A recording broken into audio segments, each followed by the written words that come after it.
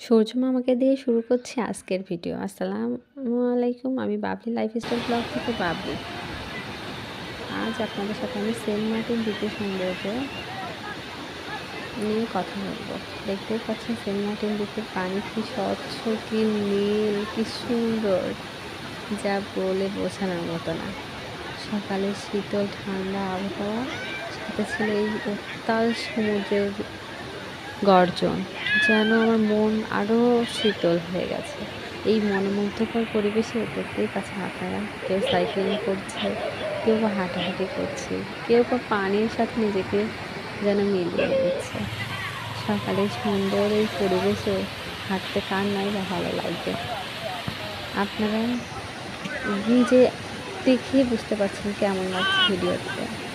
তাহলে ওখানে গিয়ে যারা পানিকে স্পর্শ করছে, পানির সাথে নিজেকে মিলিয়ে দিচ্ছে, তাদের কাছে আরও কতটাই না ভালো লাগছে। আপনারা যে জানেন সবাই যাবেন, ঘুরে আসবেন সেন্ট মার্টিন দ্বীপ থেকে।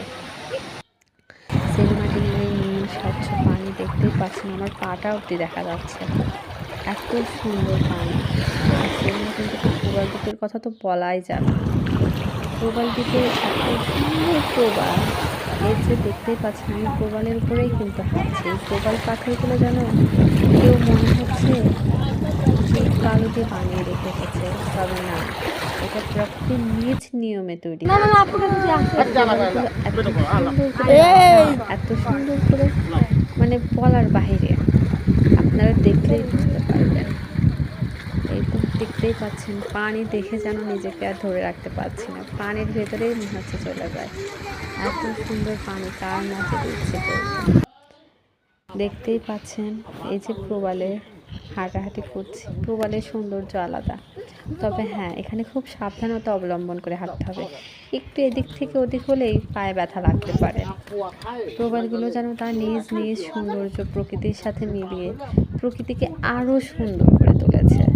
যেমন এই সেন্ট মার্টিন দ্বীপের সৌন্দর্য, তেমন এই প্রবালের সৌন্দর্য, বলার কোনো ভাষা নাই আমার। আপনাদের কাছে এই ভিডিওটা কেমন লাগছে সবাই বেশি বেশি লাইক, কমেন্ট, শেয়ার করবেন, আর কমেন্ট করে আমাকে জানাবেন। আমি বাবলি লাইফস্টাইল থেকে বাবলি, আমার ইউটিউব চ্যানেলটাকে সবাই সাবস্ক্রাইব করবেন, বেশি বেশি লাইক, কমেন্ট, শেয়ার করবেন। আরও যদি এরকম ভিডিও দেখতে চান, আর কোথাকার ভিডিও দেখতে চান, আমাকে কমেন্ট করে জানাবেন।